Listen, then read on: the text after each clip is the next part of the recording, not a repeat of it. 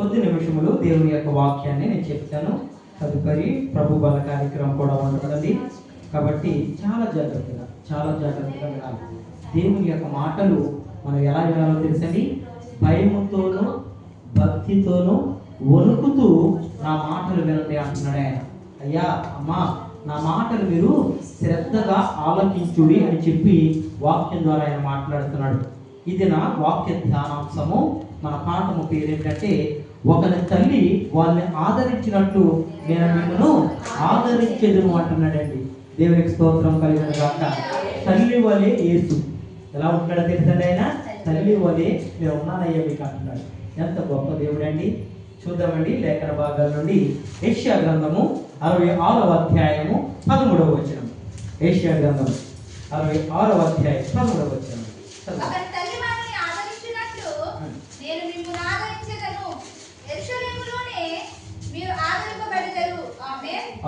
ప్రార్థన చేసుకున్నాం. మహాపరిశుద్ధుడా, మహోన్నతుడా, మహాగరుడా, నీకు వందనాలు ప్రభువా. ఒకరి తల్లి ఏ విధంగా ఆదరిస్తుందో ఆ విధంగా నేను ఆదరిస్తాను మిమ్మల్ని అని చెప్పి వాక్యం ద్వారా మీరు మాట్లాడుతున్నారు తండ్రి. అవును ప్రభువా, తల్లిలా ఆదరించేవాడు తండ్రి. దేవానికి వందనాలు తండ్రి. మమ్మల్ని అందరూ కూడా ఆదరించి తండ్రి ప్రభువా, ఆప్యాయంగా హక్కులు చేర్చుకునే వారు ఎవరైనా ఉన్నారు అన్నట్లయితే దేవా నువ్వే తండ్రి. దేవా నీవు తప్ప మాకు ఎవరు కూడా లేరు తండ్రి ప్రభా. ఈ లోకంలో ఉన్న వారందరూ కూడా మమ్మల్ని మోసం చేయొచ్చు, కానీ మోసం చేయలేనటువంటి వారు, యథార్థంగా ఉన్నటువంటి వారు, ప్రేమ చూపించేవారు, ప్రాణం పెట్టేవారు ఎవరైనా ఉన్నారంటే ప్రభు యేసుక్రీస్తు వారని చెప్పి నీ లేఖనాల ద్వారా మీరు మాట్లాడుతున్నారు. అవును తండ్రి, అద్భుత ఆశ్చర్య కార్యాలు చేయగలిగిన సమర్థులు తండ్రి ప్రభా. సేవ బిడ్డలతో తండ్రి ప్రభా నేను వాక్యం విడుతుండగా తండ్రి, నా నోటికి బోరగా ఉండి బిడ్డలతో నేరుగా సూటిగా స్పష్టంగా నాకు మాకు బిడ్డలందరికీ కావలసిన ఆత్మీయమైన మాటలు నీ జీవ గ్రంథం నుంచి మాకు తెలియపరచమని తెలుసుకోవడానికి చక్కటి జ్ఞానాన్ని ఇవ్వమని మా ప్రభు మా రక్షకుడైన యేసుక్రీస్తు వారి శ్రేష్టమైన నామం పేరట అడిగి వేడుకుంటున్నాం తండ్రి. ఆమేన్ ఆమేన్. లేఖనాలు మనం చూసుకున్నట్లయితే యెషయా గ్రంథము 66వ అధ్యాయము 13వ వచనం ద్వారా ఏమని మాట్లాడుతున్నాడంటే, ఒకరి తల్లి వారిని ఆదరించినట్లు నేను ఆదరించేదను. దేవునికి స్తోత్రం కలుగునుగాక.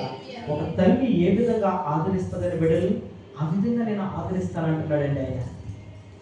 ఎంత గొప్ప మాట అండి. కుమార్తెలు ఏంటి, కుమారులు ఏంటి, అయ్యా మీ తల్లి మిమ్మల్ని ఏ విధంగా ఆదరిస్తుందో నేను ఆ విధంగా ఆదరిస్తున్నాను అంటాను. మరొక చోట ఉంటుందండి మాట, నిన్ను తల్లి మరిచినేమో తండ్రి మరిచినేమో కానీ నేను నిన్ను మరవను.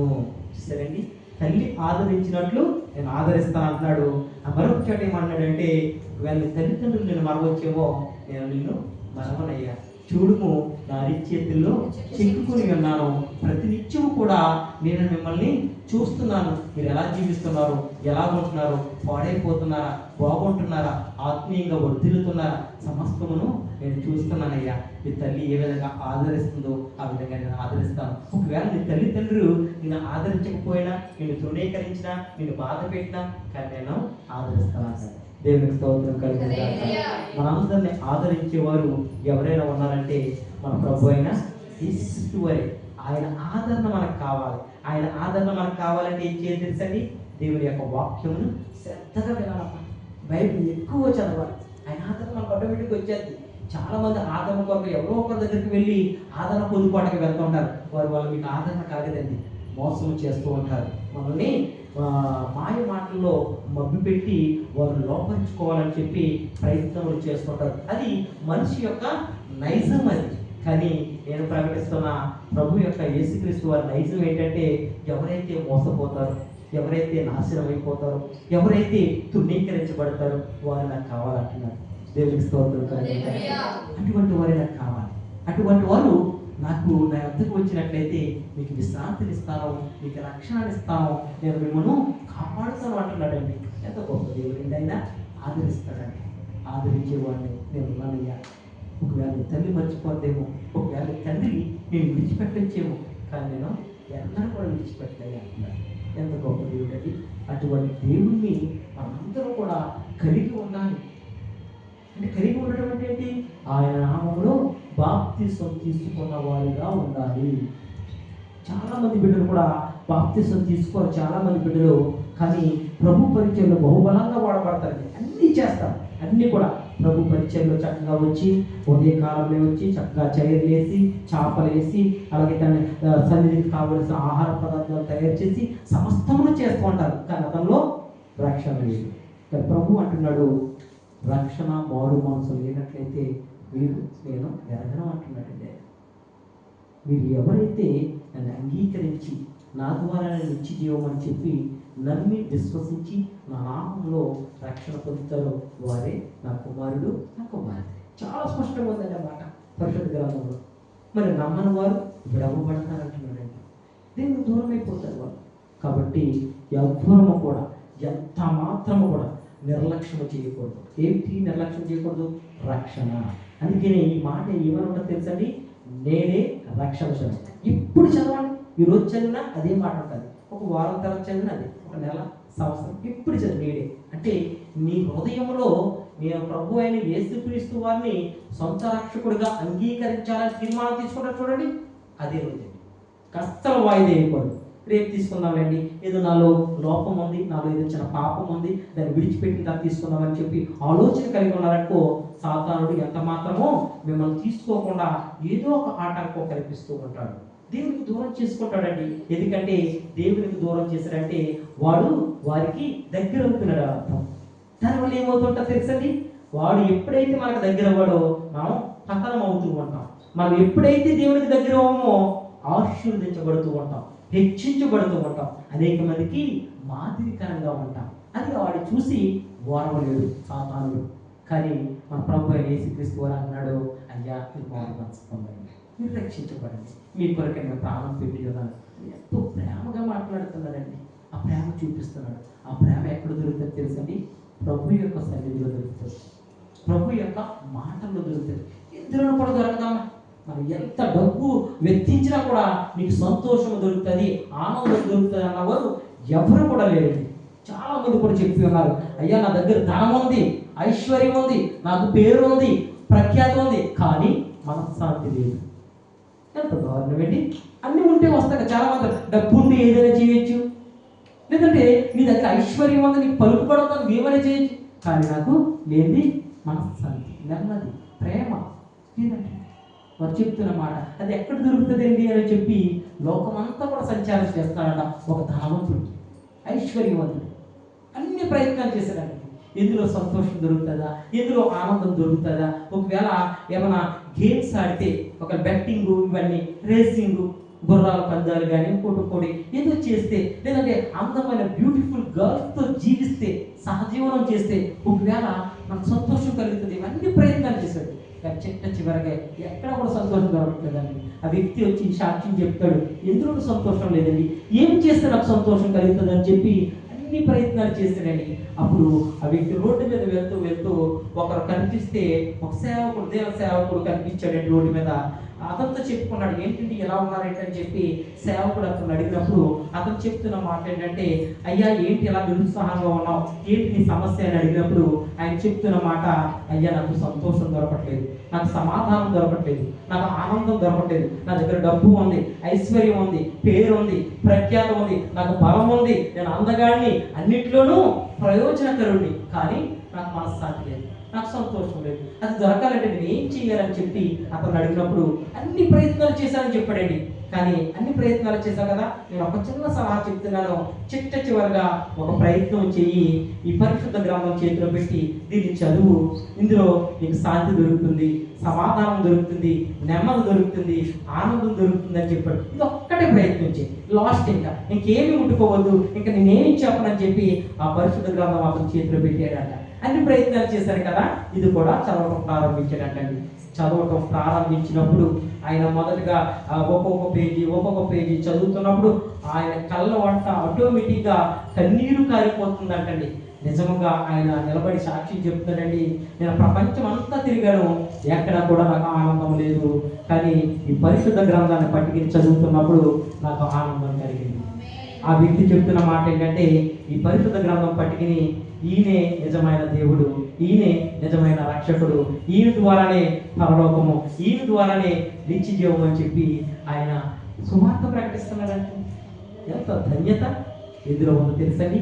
దేవునిలో ఉందండి, దేవుని యొక్క వాక్యంలో ఉందండి, దేవుని యొక్క సువార్త చేయడంలో ఉందండి, దేవుని యొక్క పరిచర్యలో ఉందండి.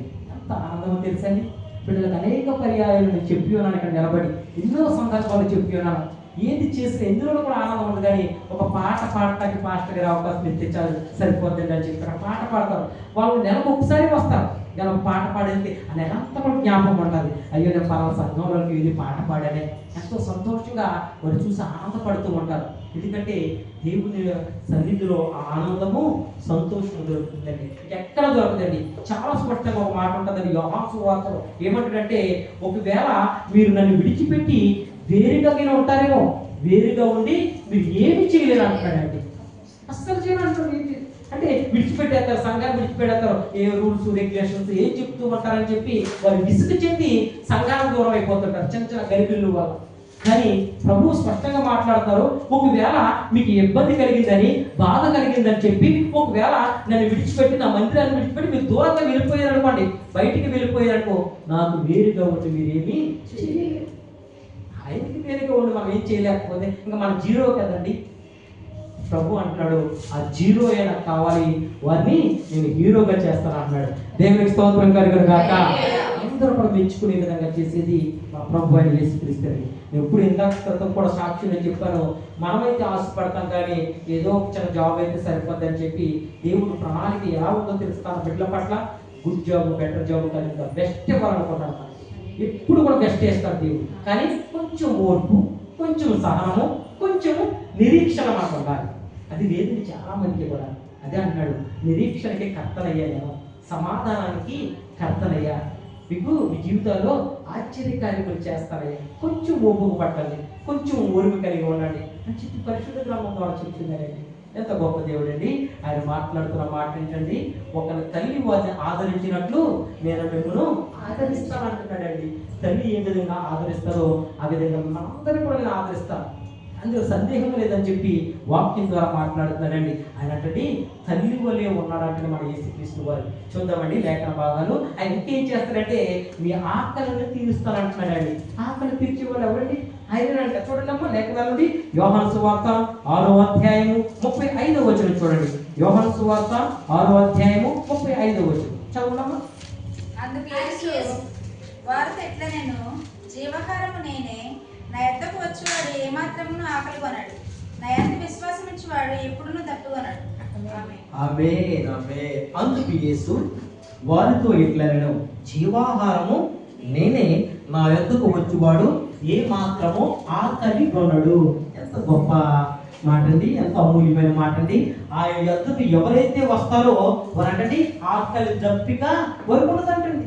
దేవుని సన్నిధికి వచ్చిన బిడ్డలకి జ్ఞాపకం పెట్టుకోండి, మీ సహోదరులారా, మన బైబిల్ ఉంటే అది కలవచ్చు. కానీ నా చాలా స్పష్టంగా ఉందండి ఈ మాట. ఏమంటున్నాడంటే, అందుకు యేసు, ఎవరో కాదు చెప్తుండే మాట, అందుకు యేసు ప్రభు అయిన యేసుక్రీస్తు వారు వారితో ఇట్లనెను. ఇప్పుడు మనతో ఇట్లా అంటున్నాడండి. ఏమంటున్నాడు తెలుసా? జీవాహారము నేనే. మనం జీవించాలన్నట్లయితే కనుక మనకు ఆహారం కావాలి, ఆ ఆహారము నేనే అంటున్నాడు. నా యొద్దకు వచ్చేవాడు ఏ మాత్రము ఆకలి కొనడు. ఆయన యొద్దకు ఎవరైతే వెళ్తారో వారికి ఎటువంటి కొదవ ఉండదని చెప్తున్నాడండి చాలా స్పష్టంగా. ఇంకా అంతకన్నా గొప్ప భాగ్యం ఏంటండి, మనం చేయవలసింది ఏంటంటే ఆయన వద్దకు వెళ్ళాలి. ఆయన వద్ద అంటే ఏంటండి? ఆయన మందిరము, ఆయన మాటలు వినడానికి, ఆయనతో సహవాసం చేయడానికి, అంతే. మనం ఏమి చేయవలసిన లేదు. ఆయన వద్దకు వెళ్తే మనకు ఆకలి దప్పిక అసలు ఉండదు. నేను చూసుకుంటాను అన్నాడు ఆయన. గొప్ప దేవుడు అండి మన ప్రభు అయిన యేసుక్రీస్తు వారు. ఆకలి దప్పిక తీర్చేవాడిని నేనే అంటున్నాడు, మిమ్మల్ని ఆదరించేవాడిని నేనే అంటున్నాడు. అక్కడ తాగలేదండి. ఆయన ఏమంటాడు తెలుసా? దాహాన్ని కూడా తీరుస్తాను అంటున్నాడండి. యోహాను సువార్త 4వ అధ్యాయము 14వ వచనం చదవండి. యోహాను సువార్త 4వ అధ్యాయం 14వ వచనం చదవండి. నేను వానికి ఇచ్చు నీళ్లు నిత్య జీవముకై వానిలో ఊరిన నీటి బుగ్గగా ఉండనని ఆమెతో చెప్పాను. ఆమేన్ ఆమేన్. నేను ఇచ్చు నీళ్లు త్రాగువాడు ఎప్పుడును దప్పికొనడు, నేను వానికి ఇచ్చి నీళ్లు నిత్య జీవముకై వానిలో ఊరడి నీటి బుగ్గగా ఉండేనని ఆమెతో చెప్పాను. అవునండి, దేవుడిచ్చే నీళ్లు తాగినట్లయితే ఖచ్చితంగా దప్పు గుణము. మనకి దాహం వేయదు, మీకు ఇక దాహము తీరిపోద్ది అంటున్నాడండి. ఆయన ఇచ్చి నీళ్లు అనగా ఇక్కడ పరిశుద్ధంగా మన మందిరంలో చూసుకున్నట్లయితే ద్రాక్షరసం, ఆయన రక్తం ఎవరైతే త్రాగుతారో వారికి ఎంత సాదృశ్యంగా ఉందో తెలుసండి. మనకి ఇక దాహం అనేది వేయదండి, ఎందుకంటే ఆయన రక్తము మనకి చాలా పరిశుద్ధపరుచుకుంటుంది శరీరాన్ని, ఈ దేహాన్ని పరిశుద్ధపరుచుకుంటుంది. నా శరీరము నా రక్తము భుజించిన వారు ధన్యులు అని చెప్పి లేఖనాలు సెలవిస్తున్నాయి. మీకు నిత్య జీవము నన్ను జ్ఞాపకం చేసుకున్నట్టుకై దీన్ని చెయ్యుడు అని చెప్పి చెప్తుంది. ఏమి జ్ఞాపకం చేసుకోవాలి? ఆయన మన కొరకు, నీ కొరకు, నా కొరకు కల్వరి శిలువలో మరణించాడు కదండి. ఆ మరణాన్ని మనం జ్ఞాపకం చేసుకోవాలి.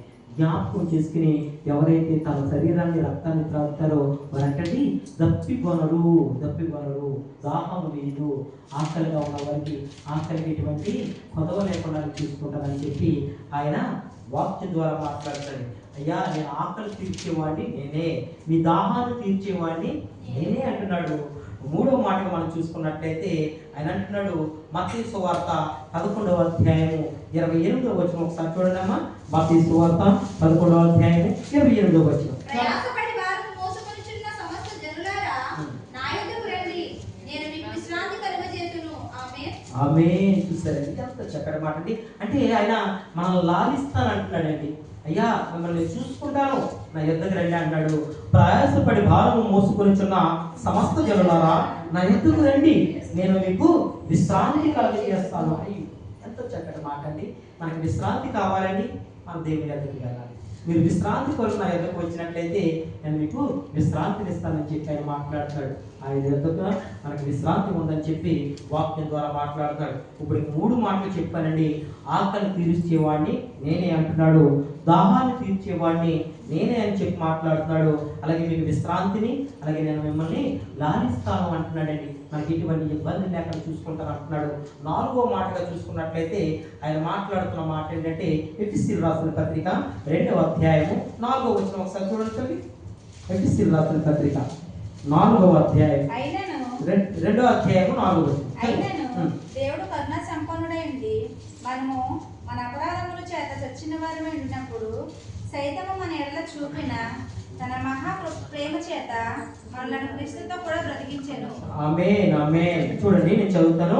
ఎఫెసీయులకు రాసిన పత్రిక 2వ అధ్యాయము 4వ వచనంలో అయినను దేవుడు కరుణా సంపన్నుడై ఉండి మనము మన అపరాధముల చేత చచ్చిన వారమై ఉండినప్పుడు సైతము మన ఎడల చూపిన తన మహాప్రేమ చేత మనను క్రీస్తుతో కూడా బ్రతికించెను.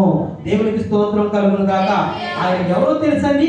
కరుణించేవాడిని నేనే అంటున్నాడు. మీకు కనికరము చూపించేవాడిని, కరుణము చూపించేవాడిని నేనే అని చెప్పి మీకు కరుణిస్తానయ్యా అని చెప్పి లేఖనాల ద్వారా ఆయన మాట్లాడుతున్నాడండి. ఎందుకు ఆయన ఏం చేస్తున్నాడంటే ఆయన మహాప్రేమ చేత మనలను క్రీస్తుతో కూడా బ్రతికించెను, దేవునితో కూడా మనందరిని కూడా బ్రతికిస్తానని చెప్పి వాక్యం ద్వారా నిత్యము మీరు నాతో ఉన్నట్లయితే నేను మీతో ఉంటానని చెప్పి లేఖనాల ద్వారా ఆయన మాట్లాడుతున్నాడండి. ఎంత గొప్ప దేవుడు అండి. మనకి కరుణిస్తాడంటండి. కరుణ ఎవరు చూపిస్తారంటే జాలి కరుణ చూపించేది మన ప్రభు అయిన యేసుక్రీస్తు వారే. ఆయన వద్దకు మనం వచ్చినట్లయితే మన కనికరం చూపిస్తాడండి, కరుణిస్తాడని చెప్పి నేను ప్రభు పేరట మీకు తెలియపరుస్తున్నాను. అలాగే చూసుకున్నట్లయితే లేఖనాలు మత్తయి సువార్త 5వ అధ్యాయము 4వ వచనం ద్వారా కూడా ఆయన మాట్లాడుతున్న అమూల్యమైన మాట. మత్తయి ఆమేన్. చూస్తారండి, ఎవరైతే దుఃఖంతో దేవుని యొక్క మందిరానికి వస్తారో వారు ఓదార్చబడుదురు అంటారండి. ఎవరైతే దుఃఖపడుతున్నారో వారు ధన్యులు అంటండి. అదేంటండి దుఃఖపడుతుంటే ధన్యులు అంటున్నారు మీరు అనొచ్చు. దుఃఖపడివారు అలా దుఃఖంతో ఇంట్లో ఉంటే వారికి ఏమీ కలిసి రాదు, కానీ ఆయన యొద్దకు వెళ్తే చాలా స్పష్టంగా ఉందండి. దుఃఖపడివారు ధన్యులు, వారు ఓదార్చబడుదురు. మీరు ధన్యులుగా ఉండాలి, మీరు ఓదార్చబడాలి అన్నట్లయితే దేవుని యొక్క మందిరానికి రావాలి. అక్కడికి వచ్చినట్లయితే మీరు ధన్యులు అంటున్నాడు మొట్టమొదటిగా. ఎందుకంటే ఆయన మందిరానికి వచ్చినందుకు మీరు ధన్యులు. తనకు వచ్చిన బిడ్డలు ఎలా ఉంటారో తెలుసని దుఃఖముతో వచ్చి ఉన్నారు. కానీ దేవుని యొక్క మాటలు విన్న తర్వాత దేవుని సన్నిధిలో సాక్ష్యం వెళ్ళిన తర్వాత వాళ్ళు ఓదార్చబడతారు అంటున్నాడు. ఎంత గొప్ప దేవుడు అండి! మనల్ని ఓదార్చేవాడు మన ప్రభు అయిన యేసుక్రీస్తు వారు. ఆయన అంటున్నాడు, అయ్యా అమ్మా మిమ్మల్ని నేను ఓదార్స్తాను, మీరు నా మందిరానికి రండి, మీరు నా మందిరానికి వచ్చినట్లయితే మీరు ధన్యులు అంటున్నాడు. మనమందరం కూడా ధన్యులు అనిపించుకోవాలంటే ఆయన మందిరాన్ని నిర్లక్ష్యం చేయకుండా ప్రతి నిత్యము కూడా అతనితో సహవాసం చేసేవారిగా ఉండాలని నేను ప్రభు పేరట మీకు తెలియపరుస్తున్నాను. 5వ మాట ఏంటంటే, బాధపడితే ఆ అక్కరను చేర్చుకునేవాడు మన ప్రభు అయిన యేసుక్రీస్తు వారు. ఎవరైనా బాధపడుతున్నారంటే తన హక్కుని చేర్చుకునేవాడే మన ప్రభు అయిన యేసుక్రీస్తు వారు. ఇంకా చూద్దామండి, కీర్తనకారుడు ద్వారా కూడా మాట్లాడుతున్నాడు. 103వ కీర్తన 13వ వచనం ఒకసారి చదువునమ్మా. 103వ కీర్తన 13వ వచనం. తండ్రి తన కుమారుల ఎడల జాలిపడినట్లు యెహోవా తన యందు భయభక్తులు గలవారి ఎడల జాలిపడును. ఆమేన్ అంటున్నాడండి ఆయన. అయ్యా నేను జాలిపడతాను పైన. ఎంత స్పష్టంగా ఉందండి ఇక్కడ మాట. కీర్తన గ్రంథము 103వ కీర్తన 13వ వచనం ద్వారా మాట్లాడుతున్న మాట, తండ్రి తన కుమారుల ఎడల జాలిపడినట్లు యెహోవా తన యందు భయభక్తులు గలవారి ఎడల జాలిపడును. అవునండి, తండ్రి మన కుమారుడైన యేసుక్రీస్తు వారి పైన ఏ విధంగా జాలిపడి ఉన్నాడో అదే విధంగా ఇక్కడ మాట్లాడుతున్న మాట ఏంటంటే, యెహోవా తన యందు భయభక్తులు కలిగిన వారి ఎడల, దేవుని యందు ఎవరు అయితే భయము భక్తి కలిగి ఉంటారో వారు ఎడల అంటే జాలిపడతాడంటండి. ఫస్ట్ ఆఫ్ ఆల్ మందిరానికి వచ్చినప్పుడు ఈ 2 లక్షణాలు మనలో ఉండాలండి. భయం ఉండాలి, దేవుని మీద భయం ఉండాలి, రెండవది భక్తి ఉండాలి. ఈ భయము భక్తులు కలిగి ఆయన మందిరానికి వచ్చినట్లయితే ఆయన అంటున్నాడు, నేను మీ పట్ల జాలి పడతాను అంటున్నాడండి. గొప్ప దేవుడండి. జాలి చూపించేవాడు నేనయ్యా, మీ పట్ల జాలి పడేవాడు. మీరు చిన్న చిన్న తప్పుదారి చేసినట్లయితే దాన్ని ఎత్తి చూపి తెప్పేవాడిని కాదు, నేను మీ పట్ల జాలి పడతాను. అయ్యో నా బిడ్డలు తప్పులు చేశారే, ఒప్పుకున్నారు, మందిరానికి వస్తున్నారే, వారి పట్ల జాలిపడి చక్కటి కనికరం చూపిస్తానంటాడు. ఎంత గొప్ప దేవుడు అండి! అయ్యా నేను జాలి చూపిస్తానయ్యా మీ పైన అంటున్నాడు. అలా జాలి చూపించాలంటే ఆయన మందిరానికి వచ్చి ఆయన మాటలు వింటే సరిపోతుంది. ఎంత చక్కటి మాట అండి. యెహోవా యందు భయభక్తులు కలిగిన ఎడల, భయభక్తులు గల వారి ఎడల, ఎవరైతే దేవుని యందు భయము భక్తి కలిగి ఉంటారో వారి ఎడల జాలి చూపిస్తాడు. ఎలా చూపిస్తాడో తెలుసండి, తండ్రి కుమారుని ఎడల ఏ విధమైన జాలి చూపించాడో ఆ జాలి నేను నా నామంలో ఎవరైతే రక్షణ పొంది ఉన్నారో, నా మందిరానికి వస్తున్నారో వారి పట్ల నేను జాలి చూపిస్తాను. గొప్ప దేవుడండి, జాలి చూపించేవాడు మా ప్రభు అయిన యేసుక్రీస్తు వారు. ఆయన మాట్లాడుతున్న మాట, అయ్యా నేను మీకు జాలి చూపిస్తాను, అమ్మా మీ పట్ల నేను జాలి పడుతున్నాను అంటున్నాడండి. అక్కడితో ఆగలేదండి. ఆయన అంటున్నాడు, యెషయా గ్రంథము 53వ అధ్యాయము 5వ వచనం ద్వారా కూడా మాట్లాడుతున్నాడండి. ఎవరి గురించి మాట్లాడుతున్నారో చూడండి.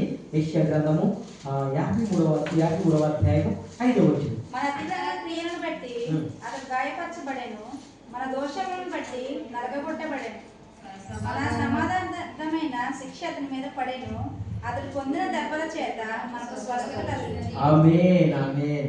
ఆయన ఎవరో తెలుసండి, రోగంతో ఉండేవాడిని స్వస్థపరుస్తాను అని అంటున్నాడు. ఎవరికైనా రోగం ఉందా, ఎవరికైనా బలహీనత ఉందా, నేను మిమ్మల్ని స్వస్థపరుస్తాను, మీరు నా మందిరానికి రండి సరిపోతుంది, మిమ్మల్ని స్వస్థపరుస్తాను. ఎంత స్పష్టంగా ఉందండి. యెషయా గ్రంథము 53వ అధ్యాయం 5వ వచనం ద్వారా ఆయన మాట్లాడుతున్న మాట, మన అతిక్రమములను బట్టి అతడు గాయపరచబడిను, మన దోషములను బట్టి నరకగొట్టబడిను, మన సమాధానార్థమైన శిక్ష తన మీద పడిను, అతడు పొందిన దెబ్బల చేత మనకి స్వస్థత కలుగుచున్నది. దేవునికి స్తోత్రం కలిగించాలి. ఆయన పొందిన దెబ్బల చేత మనకి ఏం కలుగుతుంది? స్వస్థత కలుగుతుంది. స్వస్థపరచువాడిని నేనే. ఎవరికైనా గాయం ఉందండి, ఎవరికైనా అనారోగ్యంగా ఉందండి, మందిరానికి వచ్చినట్లయితే నేను మిమ్మల్ని స్వస్థపరుస్తాను అనుకుంటాను. మన ప్రభు యేసుక్రీస్తు వారు, అయ్యా నేను నన్ను స్వస్థపరుస్తాను, మీకు నా బలహీనత నాతో చెప్పుకోండి, నేను స్వస్థపరచడానికి నేను ఉన్నాను, నా దెబ్బల ద్వారా మిమ్మల్ని స్వస్థపరుస్తాను అని చెప్పి వాక్యం ద్వారా ఆయన మాట్లాడుతున్నాడు. దీన్ని స్వస్థపరచండి, మనకున్న రోగమని, మనకున్న బలహీనతని స్వస్థపరుస్తానన్నాడు. అటువంటి దేవుని కలిగి ఉన్న మనందరం కూడా ధన్యులు అని చెప్పి నేను ప్రభు పేరట మీ అందరికీ కూడా నేను తెలియపరుస్తున్నానండి. ఇంకా చూసుకుందామండి. యెషయా గ్రంథము 53వ అధ్యాయము 6వ వచనం కూడా ఒకసారి చదవండి.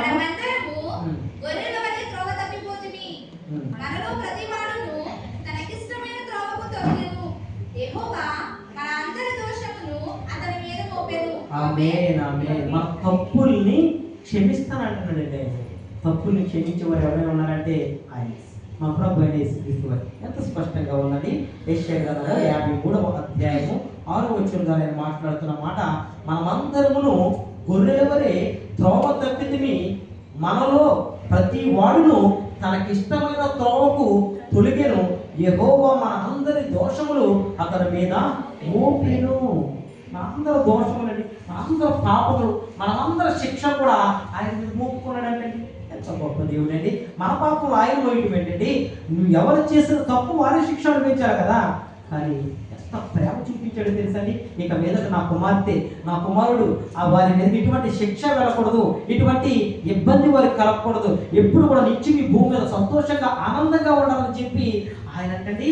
ఆయన ఏం చేశాడో తెలుసండి, యెహోవా మన అందరి దోషము తన మీద మోపెను. తన మీద మోసుకున్నాడు, వేసుకున్నాడు, ఆయన మీద మోపుకొని ఆయనే ఆ కలువరి శిలువకి అప్పగించుకున్నాడండి. ఎంత ప్రాణం పెట్టిస్తాడండి బిడ్డల కొరకు. అంత ప్రేమ చూపించేది ఎవరైనా ఉన్నారంటే ఈ భూమి ఎవ్వరు కూడా లేదండి. మన కొరకు ప్రాణం పెట్టేవారు ఎవరైనా ఉన్నారండి? ఎవరు కూడా లేదు. ఒకవేళ నీ భార్య నీ కొరకు ప్రాణం పెడతాదా, లేదా నీ భర్త నీ కొరకు ప్రాణం పెడతాడా, లేదా నీ బిడ్డలు నీ కొరకు ప్రాణం పెడతారా? నువ్వు ఎంతో సన్నిహితంగా స్నేహితంగా ఉన్నటువంటి వారు నీ కొరకు ప్రాణం పెడతారండి? ప్రాణం పెడతామని చెప్పి మాటల్లో చెప్తారేమో కానీ చేతల్లోకి వచ్చినప్పుడు అక్కడి నుంచి వారు వైద్యులకు ఉంటారు, అక్కడి నుంచి దూరంగా వెళ్ళిపోతూ ఉంటారు. కానీ ప్రభు అయిన యేసుక్రీస్తు వారు వాక్యం ఏమైతే సెలవిస్తుందో అంతా కూడా జరిగింది ఈ పరిశుద్ధ గ్రంథంలో లిఖింపు చేసి ఉన్నాడండి. అయ్యా మీ కొరకు నేను ప్రాణం పెడతాను అన్నాడు. ప్రాణం పెట్టేసాడండి. ప్రాణం పెట్టిన వాడు అడుగుతున్నాడు, అయ్యా మీరు మందిరాన్ని నిర్లక్ష్యం చేయకండి, మీ కొరకైనా ప్రాణం పెట్టి ఉన్నారు కదా, మీరు నా మాటల్ని అశ్రద్ధ చేయకండి, నా నామంలో బాప్తిసం తీసుకునే విషయంలో ఎంత మాత్రం కూడా నిర్లక్ష్యం చేయొద్దని చెప్పి చాలా స్పష్టంగా వాక్యం ద్వారా మాట్లాడుతున్నారండి. కాబట్టి మన తప్పుల్ని క్షమించే వారు ఎవరైనా ఉన్నారంటే ఆయనే మన ప్రభు అయిన యేసుక్రీస్తు వారు. ఈ లోకంలో ఉన్నవారు మనం ఏమైనా తప్పులు చేస్తున్నట్లయితే ఇంకొకరిని యాడ్ చేసి మనం దింపేవారిగా ఉంటారు, మనం గాయపరిచేవారుగా ఉంటారు, దేవునికి దూరం చేసేవారిగా ఉంటారు. ఆయన అంటున్నాడు, ఈ పాత తప్పులు నేను ఏంటిని జ్ఞాపకం చేసుకోను. ఈ రోజున వాక్యం విన్నారు కదా, ఈ వాక్యం విన్న వాక్యం ప్రకారం మీరు మోకరించి, అయ్యా నాలో ఈ అవిధేతలు ఉన్నాయి, అయ్యా నాలో ఈ తప్పులు ఉన్నాయి ప్రభు, నన్ను క్షమిస్తావా ప్రభు అని చెప్పి మీరు అడిగినట్లయితే తక్షణమే క్షమించే వాడిని నేనై ఉన్నాను అంటున్నాడు. దేవునికి స్తోత్రం కలుగుతాను. ఈ దోషములన్నింటినీ కూడా నా మీద మోపుకుంటానయ్యా, ఈ రోజు నుంచి నా కుమార్తెలు, ఈ రోజు నుంచి నా కుమారుడు అని చెప్పి ఆయన మాట్లాడుతున్నాడు వాక్యం ద్వారా. ఎంత గొప్ప దేవుడు అండి. ఇంకా చూసుకున్నట్లయితే ఆయన ఏం చేశాడు తెలుసండి? రోమీయులకు రాసిన పత్రిక 5వ అధ్యాయము 8వ వచనం ఒకసారి చూడండి. మన తప్పులు క్షమించిన దేవుడు ఏం చేశాడు? రోమీయులకు రాసిన పత్రిక 5వ అధ్యాయము 8వ వచనం.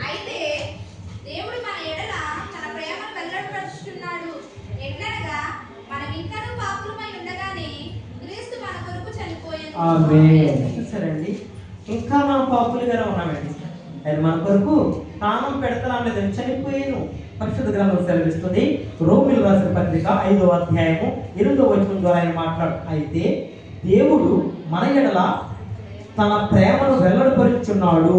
ఎట్లనగా మనం ఇంకనూ పాపులమై ఉండగా క్రీస్తు మన కొరకు చనిపోయాడు. ఇంకా మనలో పాపాలు ఉన్నాయండి, ఇంకా మనలో ఏదో అవిధేయతలు ఉన్నాయండి, ఇంకా మనలో ఏదో లోపాలు ఉన్నాయి, కానీ అయినా సరే ఆయన మన కొరకు చనిపోయాడని చెప్పి వాక్యం ద్వారా మాట్లాడి ప్రాణం పెట్టేస్తాడండి ప్రభు.